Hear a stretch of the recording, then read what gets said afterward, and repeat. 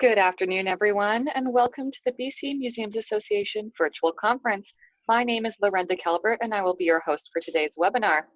Before we begin, I'd like to acknowledge that as an organization of provincial scope, the BCMA recognizes that its members, today's presenters, and attendees occupy the lands and territories of BC's Indigenous peoples. We ask all of you to reflect on the places where you reside and work and to respect the diversity of cultures and experiences that form its richness.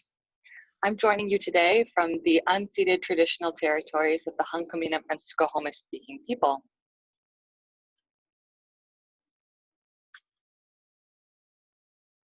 And as I mentioned, I'm Lorenda Calvert, your host for today. I am the programs coordinator for the BCMA, and my pronouns are she, her. Thank you so much for joining us today. A little bit of housekeeping before we begin. We will record this session and make it available to everyone afterwards. Please use the chat feature to ask questions, receive tech support, or make comments. The chat feature is at the bottom of your screen. It may be hidden, so if you hold your mouse either at the top or bottom of your screen, the feature menu should emerge. In an effort to improve accessibility, there is a live transcription service available. If you click on the Live on Otter AI Live Notes View Stream on the top left corner of this window, a separate website will open in your browser. As with many things this year, this is a new service for us, and we are testing it out, so there might be a few technical blips, and we hope to assist you as best as possible. We also appreciate any feedback you have on this function. And without further ado, I would like to hand over to our experts from Lucidea, Benitta, and Marcus. I'm going to stop my screen sharing now, and if you'd like to take over. Okay, great. Thank you, Lorenda. My pleasure. All right. So select my screen, and we should see the Argus PowerPoint, the first page. Yes, we do. Okay, excellent. Thank you. Okay, so. Great. My cue. Yes, there you Hi, go. everyone. Thank you for joining us today for Lucidea's Argus presentation, Addressing Collection Management's Troublesome Trio. My name is Marcus Liban, and I'm an account manager at Lucidea. At Lucidea, we work with museum, archives, library, and other information professionals to provide better access and visibility to their collections for increased engagement by diverse audiences. With me today is my colleague, Benitta MacLachlan. Benitta is a knowledge management consultant. She is part of Lucidea's Argus implementation team, and she works extensively with institutions to address their CMS requirements. As mentioned, there are a couple housekeeping items to cover. First off, all lines are muted during the webinar. There are options to submit questions in the Zoom Q&A icon at the bottom of the page, and we'll be able to answer those questions following the presentation portion of today's webinar. And then finally, the presentation is being recorded by BCMA, and it'll be available to all attendees, so look forward to that soon. Lucidea is a knowledge management company focused on bringing you the best solutions from around the world. We are comprised of a series of products and companies that have joined Lucidea over the last 30 years. These brands include well-known products such as Sydney, InMagic, Argus, Archivera, Eloquent, and Quadrastar. Last fall, we quizzed collection managers and registrars. We asked, if you could have anything you wanted in a collection management system, what would that be? The following three issues were the most common responses we received. Number one, an online collection management system easily accessible to staff and easy to make up-to-date information available to visitors. Second, an integrated exhibition management capability. You want the ability to track everything: object lists, crate lists, photos of exhibitions, design elements, security needs, and much more. And then powerful and flexible reporting. After all, what's the point of putting information into a system if you can't get it out? So today, we'd like to show you a few examples of how Argus can take these challenges and turn them into opportunities.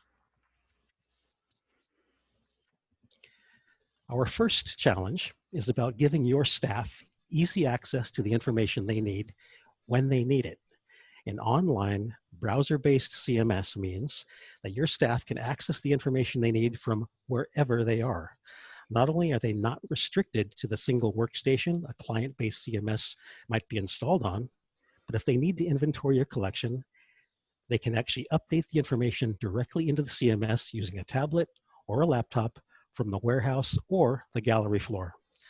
During this pandemic, with an online browser-based CMS, institutions can work from home, addressing cataloging backlogs and all those other tasks people save for a rainy day. Well, 2020 is our rainy day. An integrated online CMS also means that whatever changes you make in the back end are updated in the public-facing front end real time. As you make the changes, they are immediately available. So as long as it's information you decided to share, your visitors will see your updates in real time. Now, Benitta will show us an example of how quick and easy it is to keep your information up to date with an online CMS. Great, thanks, Marcus. So we're going to move away from the PowerPoint and we're going to go take a look at my Argus demo database. So an online browser-based collection management system like Argus allows your staff to access and update their information from a web-enabled device wherever they are. So you can use Argus on any browser. So whether you're on a PC or a Mac or using any browser, staff with edit rights can search, browse, and edit the records they have the rights to. So we're going to go over to the hamburger menu and we're going to navigate over to our object records. So I'm going to click on my, my object shortcut that I have saved as one of my favorites. And we're just going to go into the object area. So in the object area, I'm going to search for one of my records and I'm going to put in,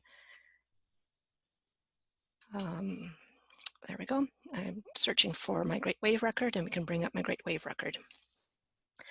So when I bring up my Great Wave record, you'll have, I'm viewing the record as a collection manager or registrar might. So I have all the different fields and all the different tabs available to me. If you can also choose to make all or part of your collection available through a public portal. So I'll go over to my Chrome. And so this is an example of a public portal. Again, this is my demo portal. So we're going to go over to search collections and I'm going to search for the same Great Wave record. I'm going to search for Wave and I'm going to bring up the same record.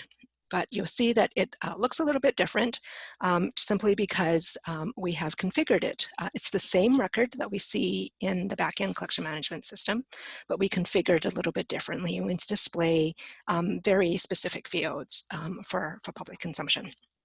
So I'm going to flip back over to Firefox where I have my, my CMS open. So we can also, when you're viewing a record, you have all the different fields and so forth. And then when you're editing the record, you have additional tabs and additional fields that maybe you don't have data in. So you can see here, we've opened up the record and now we can make changes to the data. So if we wanted to make changes to the data, we can add a little bit of information. Maybe I'll go over to the title field. So we have the title field down here under object description. And I'm just going to add a hello everyone to my title, and maybe I can add an image. Let's add a second image to our record. So we can click on the little plus icon, have a second image, and I'll grab an image. Maybe we'll grab a koala. Let's grab a koala and we'll drag and drop a koala over into our record. And we'll make this a public image as well as the Great Wave. So I'm going to save this record. And so we're going to take a look at this in the public portal in a second. But before we do that, I'm going to show you my iPad. And I'm just going to make this a little bit bigger. So in my iPad, I am going to log in as a volunteer. And we'll take a look at once I type the password in, we're going to take a look at the same record while logged in as a volunteer. So logged in as a volunteer, if we go back to the home page, you can see that the volunteer has a slightly different screen. The volunteer doesn't have quite as many options on the menu, but they still have the favorites. So we're going to search for the Wave record that we've been looking at with a keyword search, and then we're going to select our wave record. And so here we have our Great Wave record. And you can see that the one on the iPad looks slightly different from the one here. So the one on the iPad doesn't have all the different tabs across the top. So if I bring the iPad back up. So this is the view that the volunteer has of the same record. You can see that in the title field here, we have the hello everyone change that I already made, and we've got the addition of the koala image. So sometimes with volunteers or interns or other groups of users that you have at your institution, maybe not everybody needs to have the full record view that your collection manager or registrar might need. So the collection manager and registrar, if we go back, has the valuation information, the cost information, provenance, copyright, conservation, and so forth. But maybe not everybody needs to see all of that information. And if that's the case, you can have different views of the same record. And so when the volunteer logged in, they don't see, and they don't have the option of seeing all the different pieces of data that, that somebody with more rights might have. Now on the toolbar here, we do have a little edit option. So maybe the volunteer has the ability to edit certain fields. So we can click on the edit option on my toolbar, and that opens it up. And you can see that the edit screen is also different from the edit screen that maybe the registrar has. So when we're viewing the record, you don't have the tabs across the top. So you don't have the valuation, you don't have the cost information.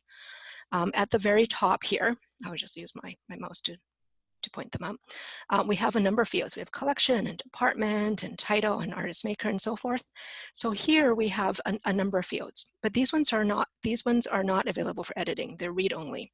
So perhaps the curator has gone through and they've filled in this information, they've approved this information, it doesn't need to be changed again. So down here we have a couple of fields. We have our object name field, we have our description field. Perhaps the volunteer or the intern is responsible for updating just these fields. Nothing else really needs to be touched. So if that's the case, these ones are the ones that are open. So this is kind of an extreme example, but it should give you an idea of the types of things that you should be able to do with your data entry screens for different groups of users within your organization. So not everybody needs to have full access, and if that's the case, you can make it so that they have screens that are very easy for them to use, and it kind of takes the guesswork out of, do I need to fill in this field? No, you don't need to fill in that field. If you don't need to fill in that field, you don't even need to see that field, and we'll just give you the fields you're actually responsible for. So, and then if you wanted to, you can also, oops, I'm going to move that around. It can also add help text anywhere on the screen to help your staff do any data entry that they might need to do. So it gives you some options there. So here, we can, as the volunteer, we can put a comment here as well. So we can put in BCMA 2020, and we'll just put in a yay there. And then we can save this record. Okay, so that's saved, and that will reflect, if I remove the iPad from the screen, that will reflect here on this record as well. So if I added it to description, so I'm just going to refresh my screen.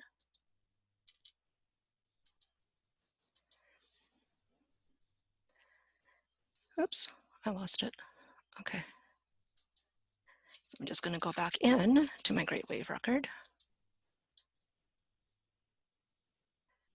So here, the comment that the volunteer made, you can see shows up on the screen. Now, if we go back to our public portal, and here's our public portal record, and again, I'm going to refresh my screen here so that we can see the changes that the administrator made. So we have our hello everyone and our koala, and then we can also see the changes that the volunteer made. So any of the fields that are shared between the different groups of users, so your guest users accessing your public portal, your volunteer and your administrative users, your registrars and collection managers and so forth. If they are sharing those fields, then they are able to, then you're able to make those changes, and then you can see those changes in real time. So this is the public portal that could be linked in with your public website. And then visitors would be able to see any updates and corrections and changes that you make in real time, as long as those are fields that are being shared with members of the public. All right, so I think we'll turn it back over to you, Marcus, and I'm going to go back over to our PowerPoint. Great, thanks for that. I noticed a couple of questions popped up, so please keep those questions coming. We'll save time at the end of the presentation to field those, and hopefully we may address them along the way as well. So now let's take a look at our second challenge. Many institutions do not track their exhibitions in their CMS. And for some, their CMS might have an exhibition module, but the customization needed to have it track their actual workflow is not quite there. It's too onerous.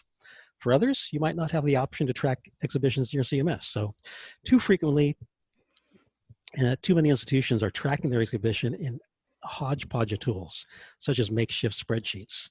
And even worse yet is when different staff at the same institution all use different tools to track exhibition information. Tracking all the exhibition information and managing it in one place, preferably in your CMS, provides multiple benefits. All the information is in one place, which means leveraging the synergy of exhibitions linked with incoming loans and the relevant object records from your permanent collections, for example. The subsequent cross-reference information gives you easily accessible data on what exhibition that incoming loan pertained to and which exhibitions that object was showcased in. If you have the information, you'll be able to slice and dice it however you choose. So Benitta will now show us some possible ways of tracking exhibitions within Argus.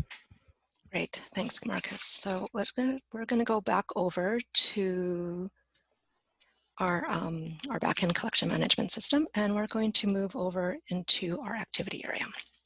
So our activity area is where we track our sessions and our DIA sessions, our incoming, outgoing loans, as well as our exhibitions. So when you are working with an exhibition, you can have, again, you can have different data entry screens, and depending on the needs of your particular institution, you can decide to track different types of fields. So if you wanted to look at, say, an incoming loan or something, you can select the type of record that you're wanting to record, and then you have all the relevant fields show up. And again, the relevant fields are going to be different. They're going to be a little bit different for each institution. We're not going to force you to use certain fields, but we make sure that you have the fields that you need in order to track your processes. So this is one of an example of an incoming loan record where you might have some specific fields and you can add your loan restrictions and so forth. Now, if you were tracking an exhibition, which is what we're here to talk about today, you can again have different sets of fields depending on what you might need. Now, I'm going to go over to views, and I'm going to choose an alternate exhibition view. So this exhibition view, we're going to create an exhibition record here. Then we have some fields here where you might want to track some exhibition details. You might want to track who the curator is, the installer, the advisory board. Down at the bottom, you can track your fire prevention measures, your insurance, and so forth. If you wanted to, you can track your climate control requirements as well as your visitor traffic. Now, I also have a kind of a bit more fleshed out version of an exhibition record as well. So with this exhibition record, it may be more than what you need. You don't have to have all the fields I'm going to show you or the different areas of the fields I'm going to show you. But it could be that there are certain fields here that will help you track and manage your exhibitions. So on the exhibition details tab, we have our exhibition status drop down. We have exhibition title, start date, end date, what type of exhibition it might be, who the curators are, whether it's a guest curator. And so you can track as much or as little of that as you choose. And again, we're not going to force you to use all these fields, but I just want to show you the possibilities of what you can do. On the second tab here, we have indemnity information. So if you needed to track indemnity information, you can certainly create, or we can create for you all of the fields that you might need to track that information. If this applies, immunity from seizure, you can also do this as well. track that information. And this is the Convention for National Trade in Endangered Species, which may or may not apply. So we have a number of different tabs here. And again, you don't have to have all the different tabs that you see in my demo database. My demo database does tend to have a little bit of everything. But we have a shipments area here. And the shipments area is created if you have traveling exhibitions. And so if you have crates of objects going out, you can track the shipments, you can track the crates, the objects in the crates. We do have a full-fledged box crate, box/crate/pallet area in Argus. So if we click on the little plus icon, you can take a look at what the boxes might look like. You can ID them, you can barcode them, you can track their interior and exterior dimension and their weights and so forth. And so you have all of that additional information there. And you can track the valuation of that shipment. So you can track multiple shipments. And then if it is a traveling exhibition, you can also choose to track the venues that traveling exhibition goes to. So the venue links in with your party template, so you can pull in the museum that, or the institution that is hosting the exhibition. You put in your start dates and end dates, how long it's going to be there. And then if there are objects that are excluded from traveling to a certain exhibition, then you can exclude them and say why. If there are objects that you're going to be substituting instead, we can add those fields. We've done that for some institutions. Now, the exhibition management area allows you to track everything that's going on. So you can track your team. This links to your staff template, and so all your different staff members can be linked in to your team. You can track your meetings, so all of your different meetings that relate to your exhibition. You can track all the deliverables, your target dates, when everything goes to communication, when the graphics are being sent, and so forth. You can track your installation dates, as well as your deinstallation dates. So it's really as little or as much as you think you might need. And the task area, it allows you can either one by one add in any tasks that are related to the creation of your exhibition. So if arranging insurance or arranging shipping is one of the tasks, then you can fill that in and then you can assign it to a staff member. Alternatively, if there's always a set of tasks that you always need to do with regards to an exhibition, and this also applies to your sessions and your DIA sessions and your incoming outgoing loans and so forth, you can, back on the admin tab, next to the exhibition type, there's a little generate task link. So you can predefine all the tasks that are going to be, that usually need to be done when you're planning an exhibition. You can also assign them to specific staff members. And when you click on the Generate Task tab, it will populate the Task tab with all those tasks. So when you go to the Task tab, everything has been, that you have predefined has been filled in. And you can also pre-assign them to certain staff members. Maybe Jessie is always responsible for creating the educational materials for an exhibition. And so when a new exhibition is set up, the Create Educational Materials task is added, and then you can set it up so that Jessie gets an email letting her know that she now has some educational materials to create for this particular task. And so it can be set up that way. The attachments allows you to add any documentation, shipping lists, any images, and so forth. There's also an image one if you wanted to add images specific to the exhibition. Quite often you might want to take pictures as you're setting up, installing the exhibition, and then the final product, of course. And then we have our Related Activities tab. What the Related Activities tab is if you happen to have half a dozen, 3 dozen incoming loans for an upcoming exhibition, those loans are sitting in your, hopefully, sitting in your CMS. If they're sitting in your CMS, you want to link them to the exhibition they came in for, so that when you're looking at that individual incoming loan, you will see the exhibition that it came in for. When you're looking at the exhibition, you want to have a list of all the incoming loans that were associated with that exhibition. The related activities tab allows you to create those relationships. So if you have some incoming loans that already came in and now you're just getting around to creating your exhibition record, you can click on the little magnifying glass, and that actually just does a search of all your activities. So from here we can select our incoming loans, and so we can select our incoming loans here, do a little search, brings in our incoming loans, and so perhaps it's the 3 at the end that actually came in so far for our exhibition. So we can just select those. We can click select, click selected, and that links in those activities. So if I come back over here and let's add a title. So we'll call this one, it's an upcoming exhibition. And we can say that this is the BCMA 2020 exhibition. It goes from October 2020 to February 2021. You can also put in the start date and end dates, which is probably good to do. So you have all that filled in. So it goes to February 28th. And so then you have the related activities here, and then you'll have the cross-reference. I was just putting in the title and date so that when we actually take a look at one of the loans, we can see the exhibition. The related objects allows you to link in any objects that you already have in your collection that are going to be in the exhibition. Now, some institutions we work with, when they have temporary loans come in, they actually add those temporary loans to their collection records, to their object records. Other institutions don't do that. So whatever you do, you can choose to maybe just add in the objects from your permanent collection, and then other institutions might also add in the objects from the permanent collection, as well as those ones that came in as temporary loans. So we're going to click on the little find icon. It takes us into that object template. The object template is where we were looking at the Great Wave record earlier.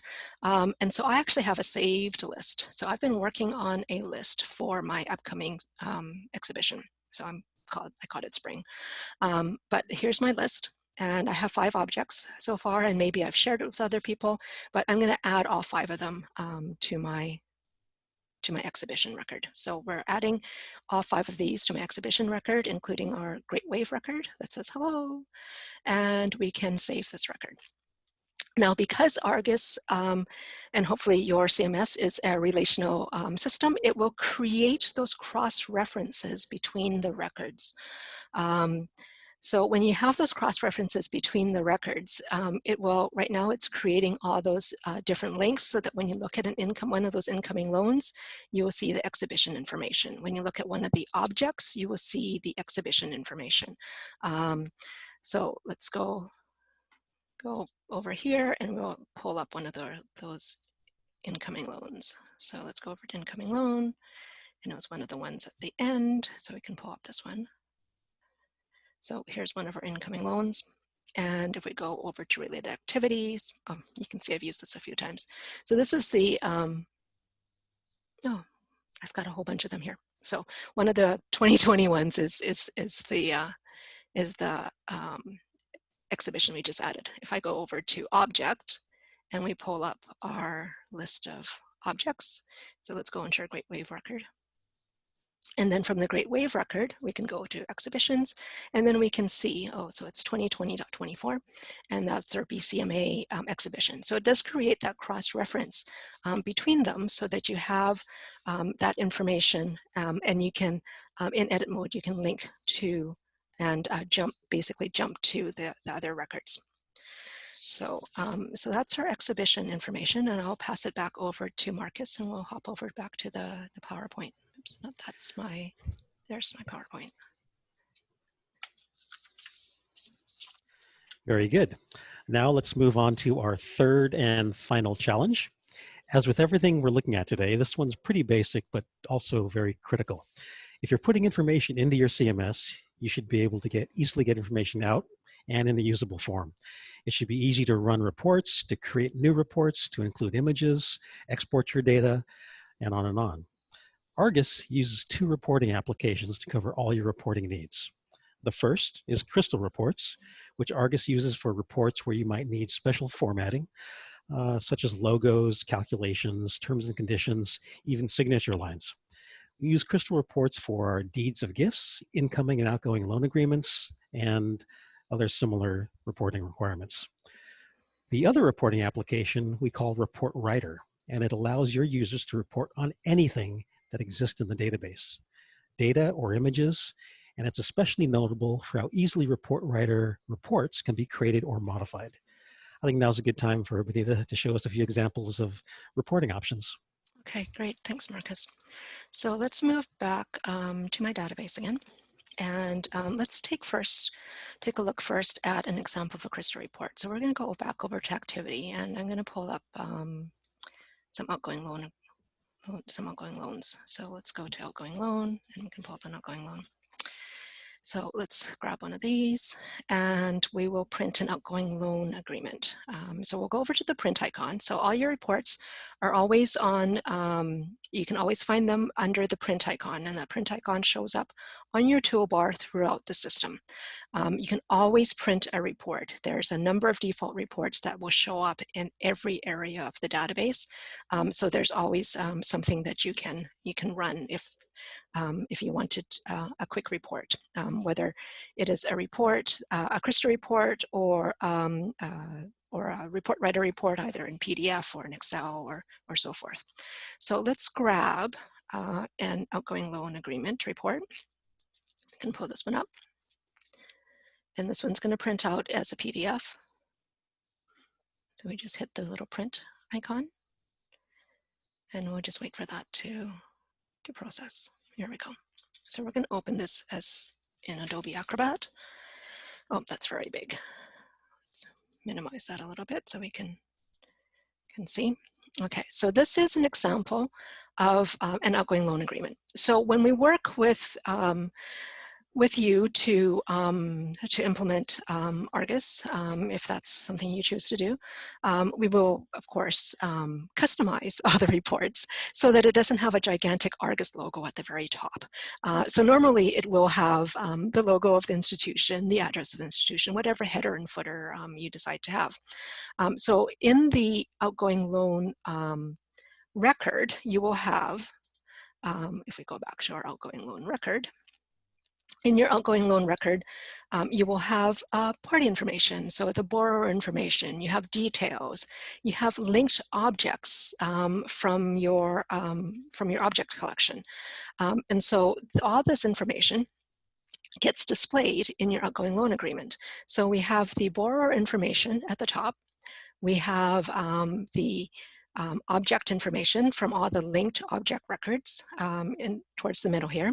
Now, some institutions do choose to have the list of objects as a second page or as Exhibit A and so forth. So that's entirely up to you, and which fields you choose to display there is entirely up to you as well.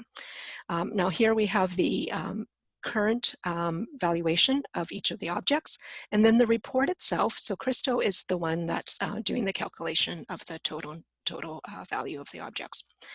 The terms and conditions are your terms and conditions, and so our different report developers would add them into the report, and then whatever signature lines you need. Now, some institutions do want to have the outgoing loan receipt as part of the report. Sometimes it's a little tear-off area, sometimes it's a second page, or it can also be a separate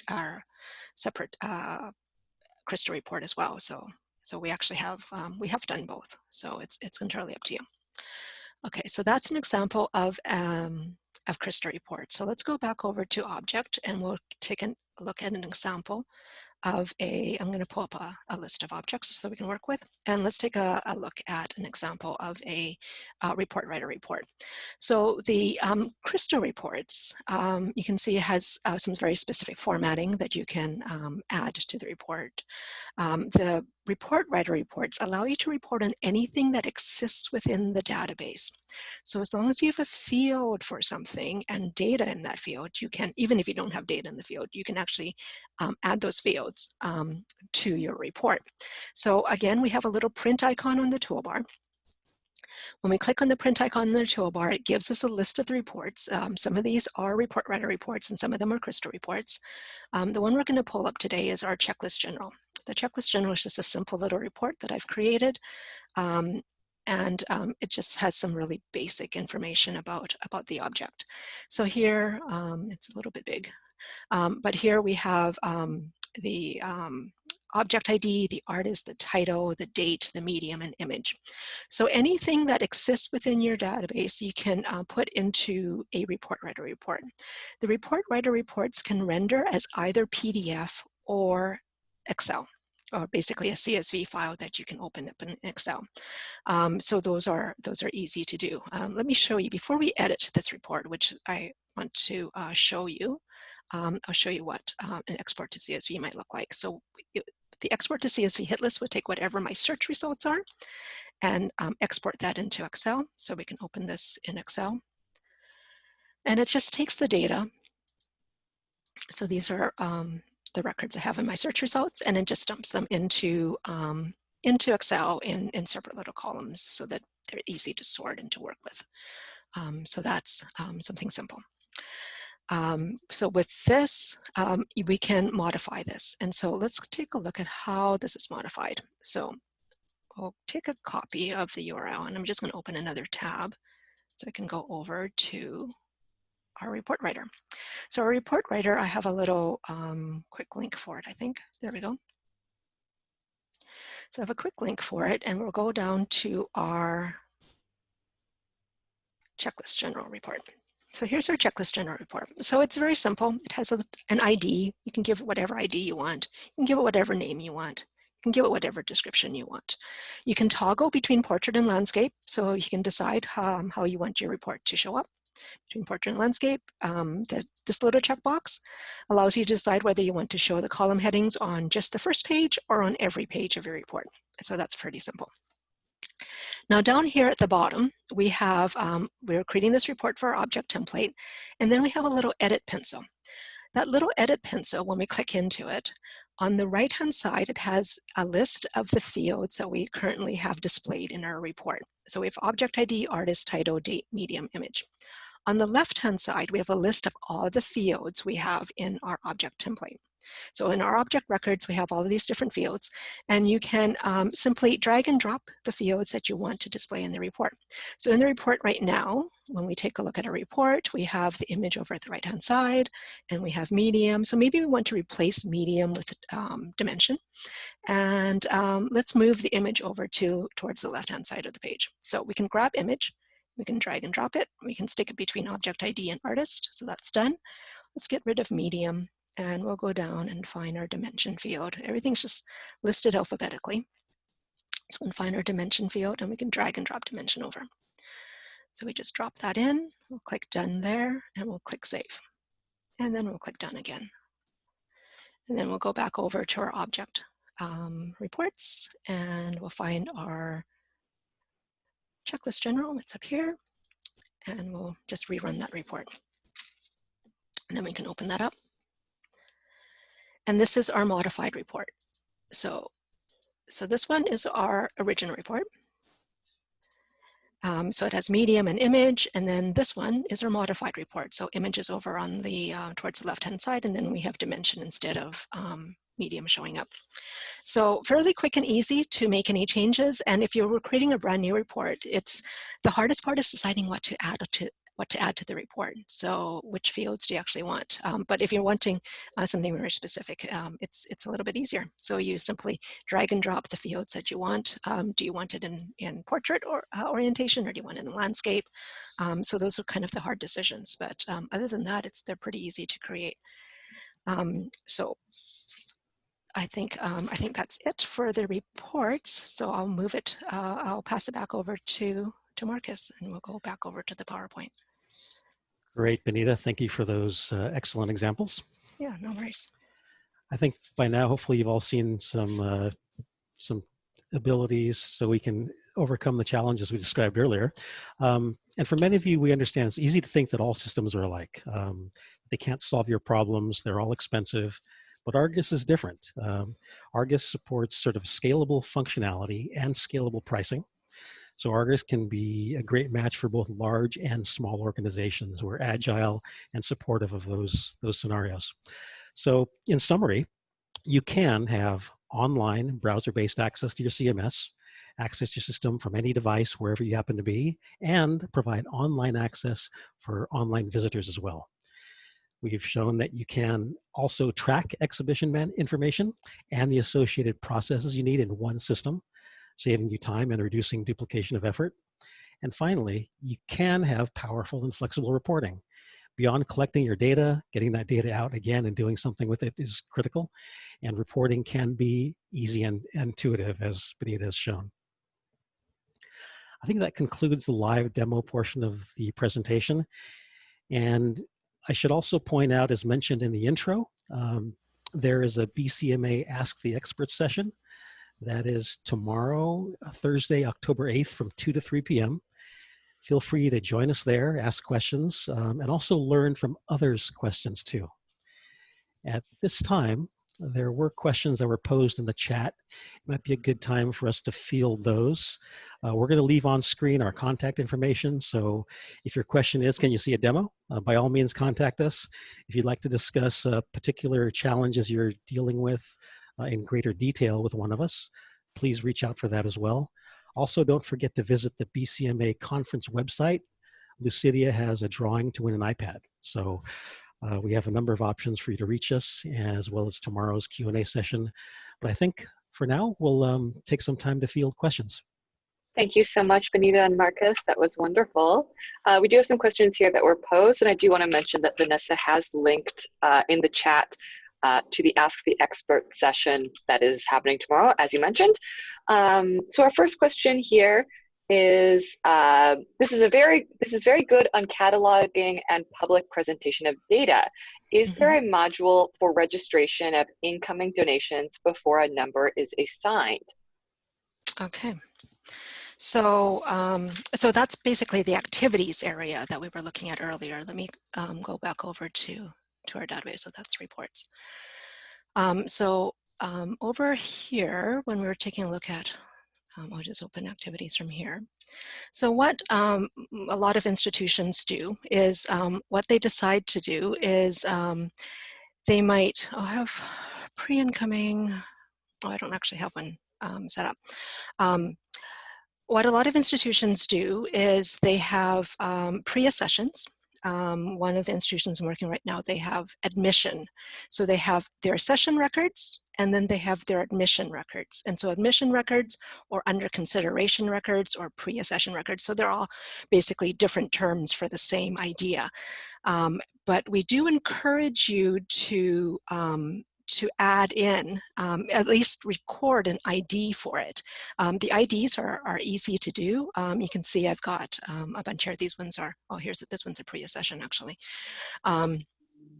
So it's a temporary ID. So you may be just evaluating the objects. You may not decide to accept them into your permanent collection, but then you're still recording that information that the objects did come in and it did go through the committees, but maybe it didn't get approval because it doesn't fit within your collection policy. So you still have that ability to record that information, even without giving it a permanent IDs. With the accessions, we can take a look at what the accession records look like. What some institutions do, some institutions will actually create, as I mentioned, the actual records. So they will add temporary, they consider them temporary loans, and they will, even though they're, because you're taking possession of them, they consider them temporary loans. But you haven't decided to actually accession those records yet. They may not make it into the permanent collection. If that's the case, some institutions do decide to add them as an object with a temporary ID. Other institutions choose not to do that. And then you can use fields similar to this, where you might just give a description of what's come in. So you can give a description of what's come in, the estimated value, collection date. You may want collection information. Not everybody uses this entire set of fields. Some institutions have a modified set of fields like this, but then within the pre-accession or admission record or under consideration record, you then still have some kind of record of what has come in for your consideration. So hopefully that answers that question. Thank you. There was also the question, could you talk about group moves of records? Oh, yeah. So, so moving a number of objects from one location to another, is that what the question is, do you think? Let's say yes. Okay, so yeah, we can definitely do that. So we have what we call an update location wizard, and some of the institutions we work with, this is one of those, it's a batch update tool basically, and it's one of those things that a lot of institutions use on a daily basis, if not more often, really. So it allows you to move your objects and or boxes. So some institutions use the box crate palette area quite a lot as well. So you have the choice of moving objects to various locations all at once, or to a single location, or back to their most recent permanent location. So what do I mean by that? So let's take a look at some object records. So maybe we'll pull up our favorite pottery pieces. So with our favorite pottery pieces here, you can see that the current location of all these pottery pieces is they're all currently out on loan to the Gotham Museum of Anthropology. So if you wanted to bring them back in, you can identify where those objects should go. So with the update location wizard, you can decide to move different objects to various locations.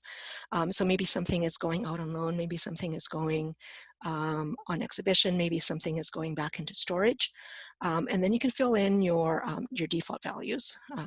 These are just, that links to your staff template, and here's this one goes to, maybe it's going to be a temporary location. You can identify whether, so these are whether it's a current location, whether it's a current permanent location, and so forth.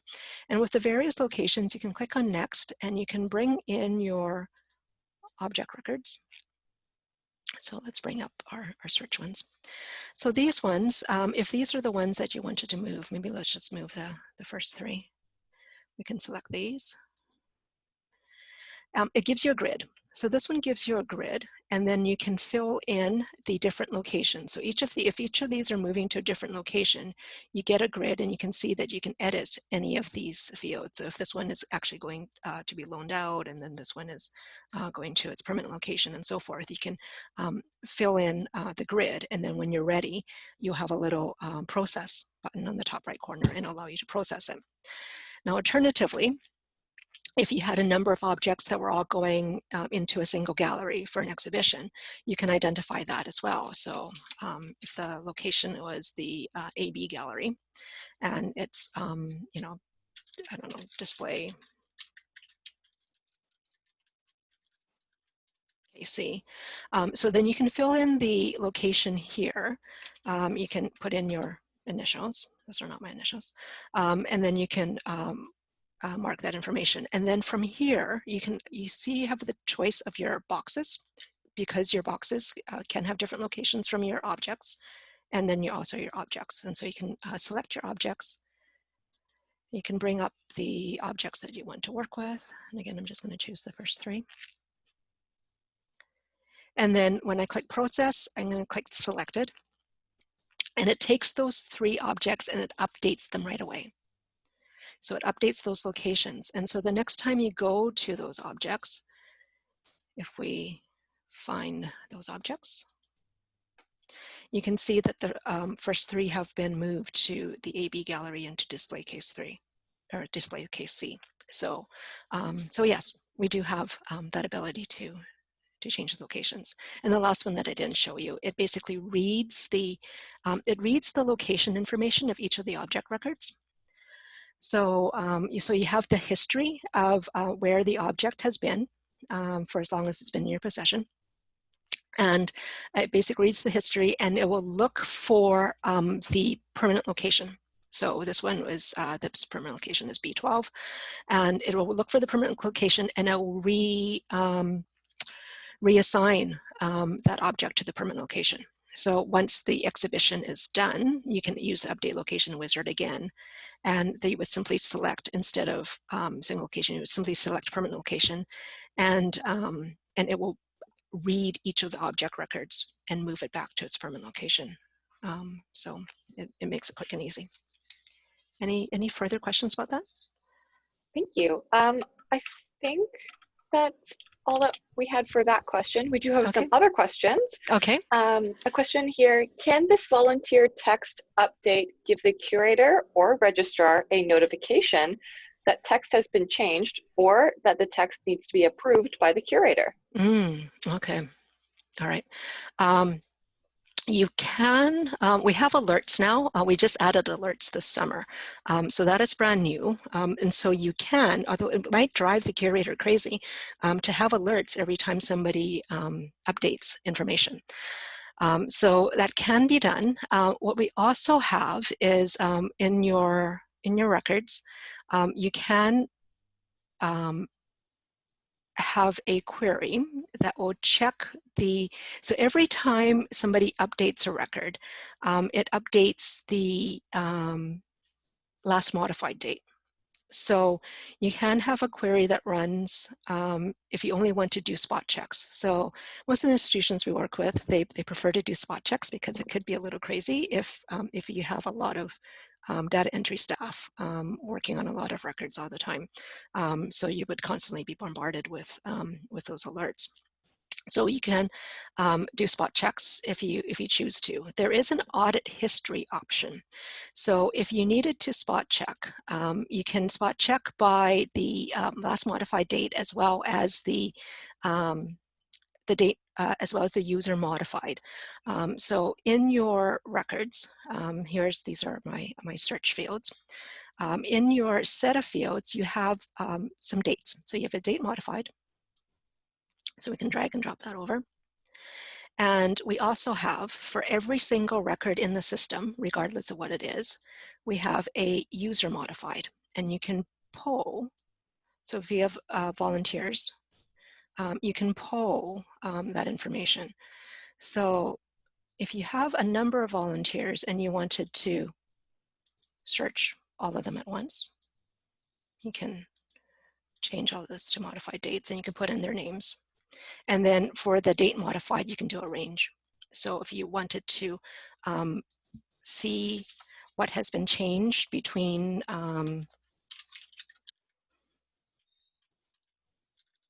August 2020 and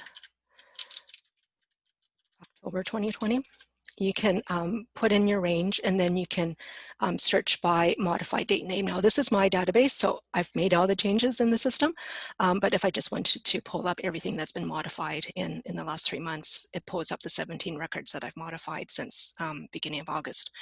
And so if you had specific users that you wanted to check on, you could do that as well, and it pulls up those records. And then if you wanted to see what exactly they changed, you can click into the record, and you have the audit history option on the toolbar. And the audit history option will track every change that has occurred in that record. So for this one, this was last modified on the 28th of August. And what did I change there? So it will go through.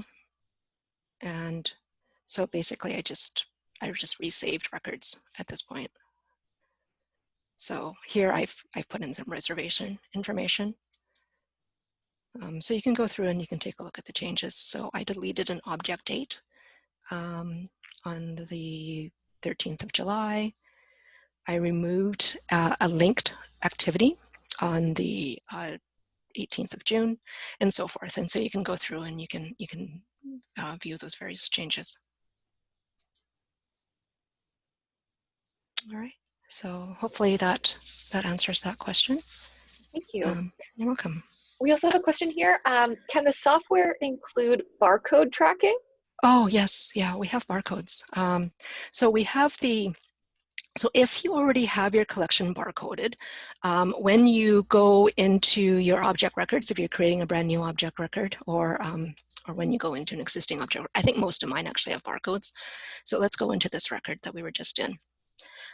So when you're in edit mode, if you already have existing barcodes, you can put your cursor into the barcode field and then scan your existing barcode, and it will associate that unique ID associated with that barcode to your object record.